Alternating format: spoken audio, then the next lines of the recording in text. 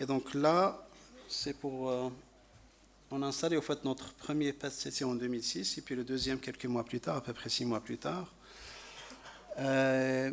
Et donc, je vous montre juste le layout ici. Donc vous voyez que le premier, il a été installé un petit peu de biais pour des considérations de radioprotection. C'est tout simplement pour diminuer le blindage d'un côté, je ne me souviens pas lequel. Et puis en termes d'application, donc on a opté pour utiliser le premier PET-CT essentiellement pour l'onco, les deuxièmes pour l'imagerie cardiovasculaire, donc essentiellement en recherche.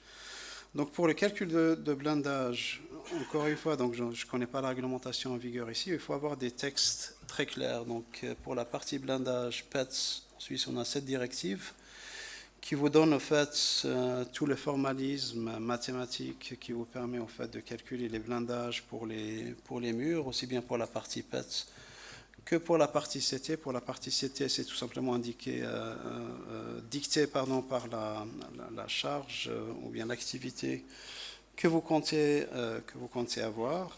Et puis donc en appliquant ces textes, donc on est arrivé à ce genre de calcul de radioprotection avec les millimètres de blindage qui sont nécessaires à faire pour les parois verticales pour cet arrangement donc particulier.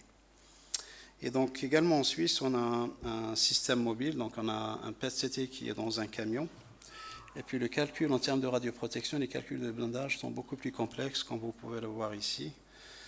Parce que vous devez tenir compte en fait, de l'irradiation oblique, verticale. C'est un concept qui pourrait être intéressant aussi pour l'Algérie, comme c'est un pays qui est gigantesque, donc pour le Sud, pourquoi pas avoir un camion. En tout cas pour un petit pays comme la Suisse, donc c'est quelque chose qui fonctionne. On a un camion qui fait un petit peu le tour de 3 ou 4 villes dans le Valais, Winterthur et puis une autre ville dont je ne me souviens pas. Ça nous permet de faire au fait 5 à 6 patients par jour donc dans ces pays, mais avec des calculs de radioprotection qui sont relativement complexes et puis avec un poids aussi qui est considérable. Donc maintenant, en termes d'implémentation et d'optimisation, donc j'ai déjà parlé donc, dans le cadre de l'atelier qui a été organisé ici au mois de novembre de l'interaction entre les différentes disciplines. Donc l'imagerie moléculaire, c'est une approche pluridisciplinaire. Et donc il faut éviter de se retrouver dans ce genre de situation où il y a des conflits au fait, entre les disciplines, surtout entre les radiologues et les médecins nucléaires, ce qui complique un petit peu la gestion. Et puis l'utilisation surtout de ce genre d'instruments. Donc il faut trouver un accord. Dans notre cas, donc l'accord il a été relativement simple. Donc la lecture elle se fait par les médecins nucléaires et par le radiologue. Donc chacun il lit sa partie. Le CT pour le radiologue, le PET pour le médecin nucléaire, puis un seul rapport qui est rédigé par les deux. Je pense que c'est une solution qui devrait satisfaire les deux parties. En tout cas, c'est ma recommandation pour vous. Il y a à peu près 13 ou 14 ans en arrière, donc j'étais aux Émirats Arabes Unis, puis on m'a demandé de parler de ce titre très, très provocateur, donc l'interaction entre les physiciens et les médecins nucléaires ou les radiologues. Et donc j'ai commencé mon introduction avec ce livre qui est très connu. Donc les physiciens viennent de Mars et puis les radiologues ou les médecins nucléaires viennent de Vénus. Donc aussi, il est important, je pense, d'éviter de se retrouver dans ce cas de figure. Et puis j'ai terminé, bien entendu, avec cette conclusion que les médecins ou les médecins nucléaires ne viennent pas de Venise et puis les physiciens ne viennent pas de Mars, si vous voulez reprendre un petit peu la parodie du livre, mais que certains viennent également de Vénus et puis d'autres de Mars. Donc il faut trouver un terrain d'entente et puis que les différents intervenants donc, doivent parler plus ou moins ou tenir le même discours pour qu'ils puissent s'entendre. Donc en termes d'installation aussi, il y a une considération importante, ce qu'on appelle les tests de réception et les protocoles de contrôle de qualité et d'assurance de qualité. Donc je recommande l'utilisation du protocole NEMA, en tout cas pour les physiciens qui vont superviser l'installation. Donc c'est un protocole international qui est adopté pratiquement par tous les utilisateurs. Il y a une mise à jour, donc ça date de 2018.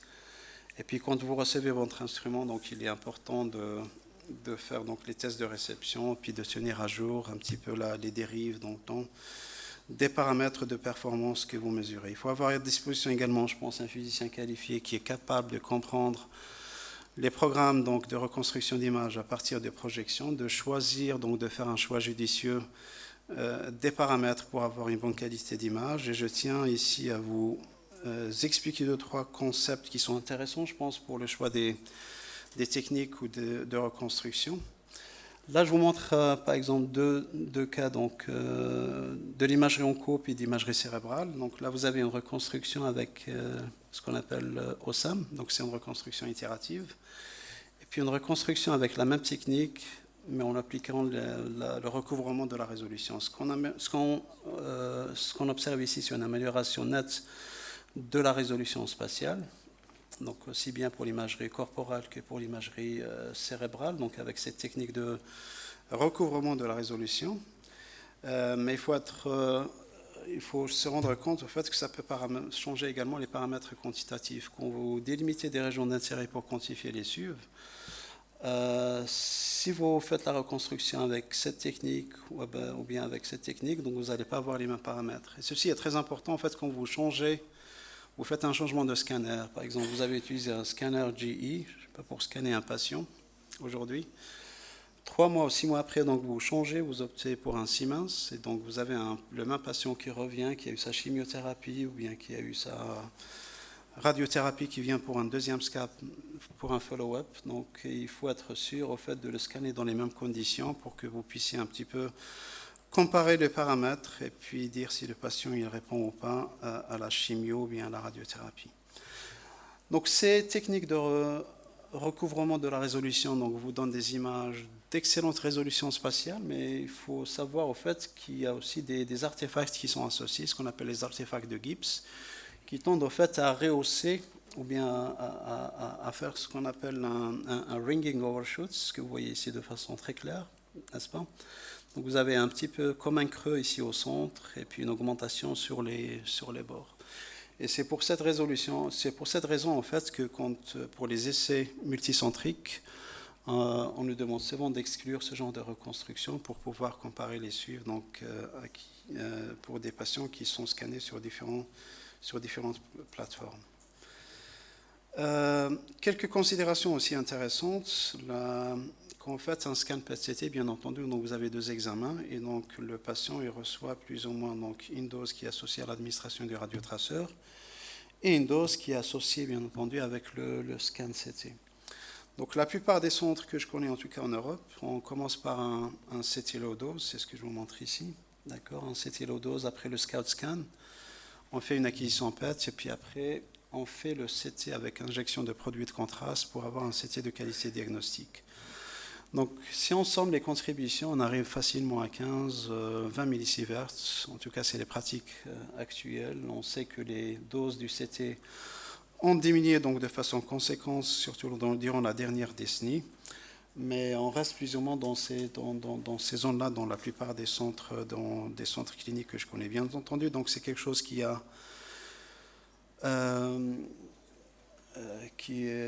génère pas mal de controverses dans la littérature scientifique et aussi dans les masses médias. Donc ici, par exemple, dans la littérature anglo-saxonne, le terme dose CT au patient a été cité plus de 2000 fois, rien qu'en 2010. Donc si vous avez un PET-CT, je vous conseille au fait d'adapter vos protocoles en fonction de l'application. Donc est-ce que vous utilisez le CT seulement pour la localisation ? Est-ce que vous l'utilisez tout simplement ou bien uniquement pour la correction d'atténuation? Ou bien est-ce que vous faites le CT également, vous faites une acquisition de CT de qualité diagnostique? Et donc là, la qualité du CT qui est requise et bien entendu la dose qui est administrée au patient va varier en fonction de ces applications. Si on fait tout simplement de la localisation anatomique, qui en théorie ne devrait pas faire intervenir le radiologue, c'est un examen qui peut être fait par le médecin nucléaire seul. Donc là, on peut donc diminuer les doses, c'est ce qu'on a fait en tout cas dans notre service, à peu près, donc je dirais entre 30 et 60 milliampères seconde, donc devrait être suffisant, donc MAS devrait être suffisant pour avoir des CT pour la localisation anatomique. Si vous utilisez le CT uniquement pour la correction d'atténuation, d'accord, qui est la deuxième application. Donc, dans ce cas, vous pouvez baisser encore à je pense un peu moins de 20 milliampères seconde, d'accord, pour la partie CT. Si on utilise maintenant le CT avec injection de produits de contraste, donc vraiment pour des applications diagnostiques, là on est obligé au fait d'augmenter plus ou moins les MAS et donc le courant pour avoir des images de qualité diagnostique. Et là vous êtes plus ou moins donc, entre 10 et 20 millisieverts. Donc encore une fois, donc, je ne connais pas la réglementation en vigueur ici, et en tout cas en Europe, en particulier en Suisse, on est obligé d'avoir une espèce de carte dosimétrique pour nos patients. Donc chaque patient qui vient faire un examen, que ce soit du PET-CT ou bien du SPECT-CT, on doit en fait enregistrer ce qu'on appelle le CTDI, donc la dose qu'il a reçue pour la partie CT également, donc l'activité qui est injectée pour le PET. Et puis il y a pas mal de logiciels qui sont disponibles dans le commerce pour ça. Nous, on a opté pour Adimetrix, qui est commercialisé par la compagnie Bayer, qui vous permet en fait de faire de la dosimétrie CT. Et puis on tient un registre en fait, sur un logiciel qui s'appelle Venus pour l'activité médecine nucléaire. Donc il y a des centres qui tiennent à jour un fichier Excel, donc par les TRM, donc les techniciens ou bien les manipulateurs, pour donc cette carte dosimétrique dont je viens de parler.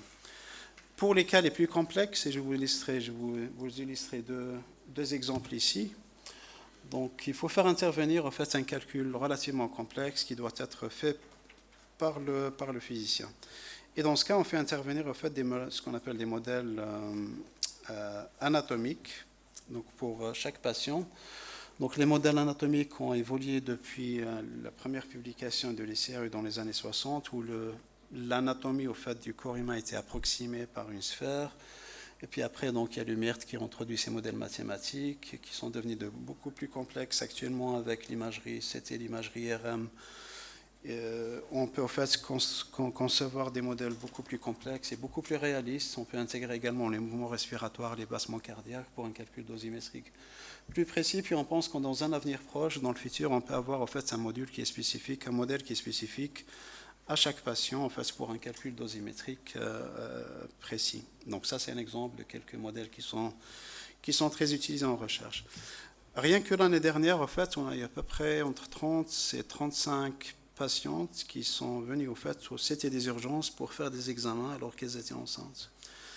Et donc ce qui est demandé, c'est de faire un calcul relativement précis de la dose que reçoit le fœtus pour prendre une décision en fait s'il faut la faire avorter à la patiente ou pas. Et donc on a initié un projet dans lequel on a développé une série de modèles, comme vous pouvez le voir ici, différentes périodes de grossesse, qu'il a fallu intégrer au fait par la suite dans un modèle anatomique très réaliste, comme vous pouvez le voir ici, ce qui nous permet au fait de calculer la dose que reçoivent donc les patientes enceintes qui viennent pour un examen CT. C'est très rare qu'elles reçoivent un PET-CT, mais on a un cas que je vais vous montrer dans la dia qui va suivre. Et puis après, on a des simulations, des procédures de simulation qu'on appelle les simulations Monte-Carlo, qui sont très utilisées en radiothérapie, en radiodiagnostic, également en médecine nucléaire, qui permettent de faire un calcul relativement précis de la dose que reçoit donc la personne qui fait l'examen. Donc on a eu un cas unique d'une patiente qui avait des jumeaux, des twins, qui a fait également donc un examen PET-CT, et on a eu accès aux données, et puis avec une segmentation donc, manuelle qui a pris plusieurs semaines. Donc vous voyez, ça c'est un modèle anthropomorphique donc de la dame avec les deux, avec les twins. Et ce genre de modèle, en fait, on l'utilise comme input pour des simulations qui permettent de faire des calculs dosimétriques. Et puis après, on a comme output ce genre de graphe, en fait, qu'on a fait pour une publication scientifique, mais qu'on a également utilisé pour les calculs dosimétriques. Donc ce genre de cas, je pense qu'il faut avoir à disposition une expertise, donc un physicien à disposition qui peut faire ce genre de calcul pour les cas relativement complexes. Donc je dirais également un mot sur l'utilisation du PET-CT pour le planning de traitement en radio-oncologie. Donc les développements en radio-onco sont conséquents. Technologie VMAT, je pense que vous avez ce genre de technologie ici en Algérie, n'est-ce pas? En tout cas, dans notre département de radio-onco, donc on a un accélérateur équipé de cette technologie. Et je pense que le PET-CT, ou le PET-MR, donc le PET-CT parce qu'il y a une technologie qui est plus accessible, joue un rôle essentiel pour le planning de traitement.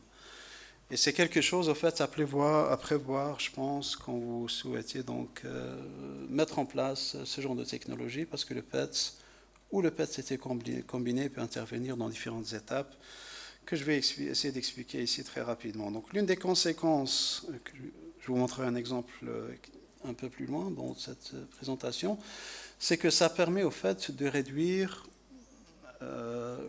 le champ d'irradiation et donc de réduire la dose qui sera délivrée plus ou moins dans les zones qui ne sont pas associées avec des régions néoplasiques.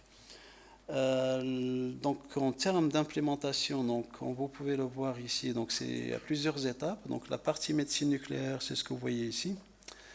La partie radio-onco, donc c'est la deuxième partie. Donc essentiellement médecine nucléaire, on fait l'acquisition, on fait l'analyse des images, puis après on transfère les images via un système d'archivage qui sera récupéré par le système de planning de traitement pour faire le calcul dosimétrique. Et puis après le planning de traitement. Aux États-Unis, il y a pas mal de centres académiques au fait qui disposent du PET-CT, c'est eux qui le gèrent, donc, et puis donc ils intègrent toutes les étapes dans leur département. Donc qu'est-ce qu'il faut prévoir en plus si vous souhaitez utiliser votre PET-CT pour le planning de traitement? Il faut prévoir une table plate, comme vous pouvez le voir ici, pour simuler plus ou moins donc, la table de l'accélérateur linéaire, de l'INAC. Il faut avoir également donc les systèmes de positionnement, les lasers que vous pouvez voir ici. C'est notre scanner au fait à Genève. Et donc avec ça, donc vous avez plus ou moins toute l'infrastructure donc nécessaire pour utiliser le PET-CT, votre PET-CT pour le planning de traitement. Donc ce qui a été démontré dans la littérature scientifique, c'est que l'utilisation du PET-CT permet de réduire donc, le champ d'irradiation. Donc c'est un article très intéressant qui a été publié par un groupe néerlandais, une étude très rigoureuse où ils ont présenté donc un ensemble d'examens, donc seulement les CT dans un premier temps radio-oncologues qui ont délimité donc le volume de traitement. Et puis 12 mois plus tard, donc ils attendaient 12 mois pour qu'ils ne puissent plus intégrer donc ce qu'ils ont fait dans la première séance, ils leur ont donné accès au PET-CT. Et la conséquence, c'est qu'avec l'information du PET qui a été rajoutée, donc les volumes de traitement donc, ont diminué de façon conséquente. Ça, c'est un cas très intéressant également qui vient de notre service. C'est un patient avec une télectase, et donc l'utilisation du PET-CT a permis donc de réduire de façon conséquente le volume de traitement. Donc, c'est des applications extrêmement intéressantes. Je pense que dans les centres académiques, on utilise aussi le PET-CT avec le gating respiratoire pour traiter les patients. Et donc avec des LINAC qui sont équipés avec ce genre de technologie, ce qui vous permet au fait d'adapter votre géométrie du champ de façon temporelle et spatiale à votre volume de traitement. Donc il y a pas mal de centres académiques aux États-Unis qui utilisent le 4D PET-CT pour le planning de traitement. Le PET-MR également donc utilisé pas mal en radio-onco, en tout cas dans notre centre. Je vous montre un ou deux cas intéressants. Ça, c'est un patient qui vient avec un méningiome visible sur le PET et sur le MR. Mais malheureusement pour le patient, donc vous avez une deuxième manifestation ici qui est visible seulement avec un uptake sur le PET avec un traceur qui s'appelle le fluoroéthyltyrosine, donc c'est des acides aminés. Et donc ce qui a changé complètement la balistique des radiations de ce patient en augmentant, en rajoutant cette région ici. Et bien entendu, en termes d'outcome, ça a changé l'outcome du patient en rajoutant cette région à traiter. Donc ça, c'est une étude également qu'on a fait au HUG, donc à Genève. On utilise également donc, le même traceur que je viens de mentionner pour les gliomes. Et on a demandé, en fait, dans 2 sessions séparées, à 2 radio-oncologues de délimiter les volumes de traitement sur l'IRM seul, et puis à 2 médecins nucléaires de le faire sur les PET seuls. Et donc, je vous montre juste un cas ici, donc un mismatch géométrique très important entre les volumes délimités sur l'IRM par rapport à celui qui a été délimité sur le PET. Et puis, finalement, donc, on a dû faire l'union entre les deux volumes pour traiter les patients. Donc l'utilisation de l'imagerie multiparamétrique, donc multitraceur, donc on combine des traceurs, comme j'ai mentionné, qui vous donnent l'information sur le métabolisme avec l'hypoxie, avec la prolifération cellulaire et puis également donc, les acides aminés. Donc on peut combiner différents traceurs pour avoir le maximum d'informations. Donc il y a pas mal de recherches qui sont également réalisées dans ce sens. Maintenant, en termes de recommandations, donc je n'ai pas de recommandations particulières.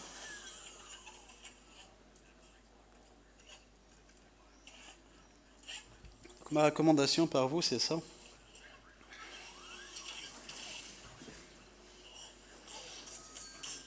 Voilà. Donc, quand vous faites un choix, en fait, sachez que 70% en fait, de ce que vous pouvez acquérir dans le commerce est défectueux. Donc, il faut faire attention à faire les bons choix. Et puis, la deuxième recommandation que j'ai pour vous, c'est ça. C'est vous avez du pain sur la planche et donc il y a pas mal de travail à faire. Je vous remercie.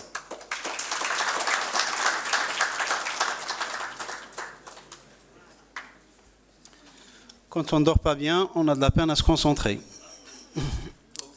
Ouais. C'était copieux ce qu'on a mangé hier soir, donc je n'ai pas bien digéré, je crois. J'espère que je serai plus en forme dans la deuxième séance. Question. Merci Habib pour cette présentation. Tu t'es posé beaucoup de questions sur la réglementation. Je commencerai d'abord par les commentaires sur la réglementation. Comme étant le premier centre à avoir démarré l'activité PET avec un cyclotron installé à l'hôpital Cheikh Mahmoudi Tizi Ouzou, on a navigué à vue parce qu'il y a un vide juridique, il y a une réglementation sur le pharmaceutique, inspirée de la pharmacopée européenne avec les exigences GMP. Il y a la réglementation de la radioprotection qui est régie par le décret 0517. In between, il n'y a rien. Donc, maintenant, il y a des efforts pour avoir une réglementation sur le radiopharmaceutique, surtout que les radiopharmaceutiques PET sont produits in situ. Et là, il y a beaucoup de travail qui reste à faire, surtout pour le shielding des installations cyclotrons. Pour ce qui est du shielding PET, c'est du classique par rapport à ce qui se fait dans la réglementation algérienne. Mais le défi de la réglementation, c'est surtout sur les bunkers cyclotrons, surtout si on utilise des cyclotrons à 16 ou 18 MeV avec dual beam, parce qu'il y a énormément de production de neutrons. Ça, Et pour la distribution, moi, je serais moins enthousiaste, 400 km, parce qu'il y a une réglementation sur le transport des matières radioactives, dans le cadre de la réglementation sur le transport des matières dangereuses, qui est très contraignante, parce qu'il y a l'escorte, il y a ceci. Donc on peut envisager peut-être une distribution avec allègement de la réglementation dans un rayon de 100 à 200 km, mais pas plus. Pour ce qui est, ce que j'ai aimé, c'est surtout les recommandations en ce qui concerne la radiothérapie. Nous avons démarré la simulation PET parce que nous avons la chance d'avoir le PET à côté du service de radiothérapie. Et croyez-moi, ça a changé complètement notre façon de travailler. En Algérie, les poumons, où le PET est l'élément par excellence, n'arrivent pas à un stade où ils sont curables en radiothérapie, mais le plus grand miracle, c'est les cancers TTQ, surtout les CAVOM, qui sont très importants ici en Algérie. Et il y a une chaîne ganglionnaire qui n'est visible qu'au PET. Et c'est ce qui explique un peu les récurrences qu'on observe depuis un certain temps dans les CAVOM ici en Algérie. Parce que parfois, on passe à côté de la délinéation. Et aussi, la réduction avec le PET, avec l'introduction du concept du Biological Target Volume, qui est basé sur un thresholding du SUV, ça réduit la variabilité interobservable. Je terminerai par une question. Tu as présenté les OSEM PSF. Qu'en est-il, par exemple, de l'algorithme QClear, qui est récemment introduit par GE et qui semble pouvoir compenser certaines déficiences sans le TOF?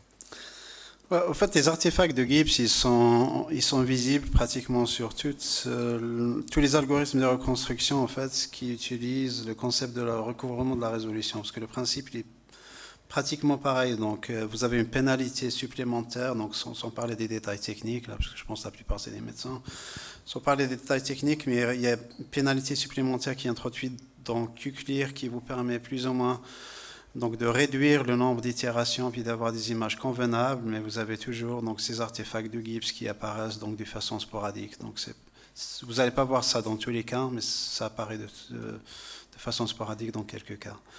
Juste pour l'aspect réglementation, donc j'ai discuté avec des collègues là, quand je suis venu ici au mois de novembre, et je pense que les retours que j'ai eus, au fait, c'est que plus ou moins, donc c'est aléatoire. Donc, quand on envoie un dossier, donc des fois on leur demande de prévoir un blindage de 3 mm, des fois des 5 mm. Je pense que ça dépend de la personne à qui on a affaire. J'imagine qu'il n'y a pas un vide juridique, mais en tout cas, il y a un problème à ce niveau, à mon avis.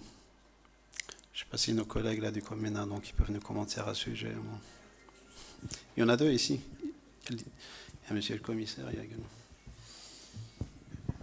Excusez-moi, je voulais juste rajouter un tout petit mot concernant le QClear et le TOF. En fait, le QClear, c'est un algorithme de reconstruction qui augmente beaucoup plus le contraste, il diminue le bruit, mais ça n'exclut pas qu'il faut avoir du TOF parce que le TOF, ça élimine beaucoup plus, en fait, ça permet d'obtenir un maximum de coïncidences vraies parce qu'on a une meilleure résolution temporelle, une meilleure résolution, voilà. Donc c'était juste, il faut avoir les deux en fait. L'idéal, c'est ça, pour avoir une qualité d'image optimale.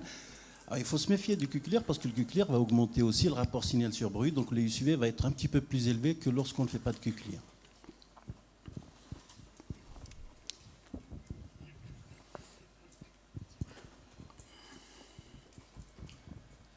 Bonjour, merci de cet excellent topo. Si aujourd'hui, par exemple, dans le contexte algérien, vous devez suggérer finalement un choix de radiopharmaceutique, qu'est-ce que vous privilégierez en numéro 1? Bon, il y a la FDG, et après, qu'est-ce que vous conseillerez comme étant les radiopharmaceutiques qu'on doit mettre en priorité pour une installation d'un cyclotron? Je ne connais pas en fait les pathologies ici. Je pense que si vous me posez la question pour la Suisse, je dirais d'emblée donc le F18 PSMA, cancer de la prostate. Ici en Algérie, prostate, oui, également. Les poumons, bon les poumons ça va bien avec le FDG. Je pense la prostate, que ce soit à base du gallium 68, fluor 18, si vous avez la possibilité. C'est le deuxième, ouais, sur la liste. Habib, oui. Moi je voulais aborder l'autre côté, le dark side. Le prix de revient, parce que toutes ces belles choses sont passionnantes, elles sont intéressantes, etc. Il y a d'abord la variabilité en termes de constructeurs. Pour un même service, on a des écarts inimaginables.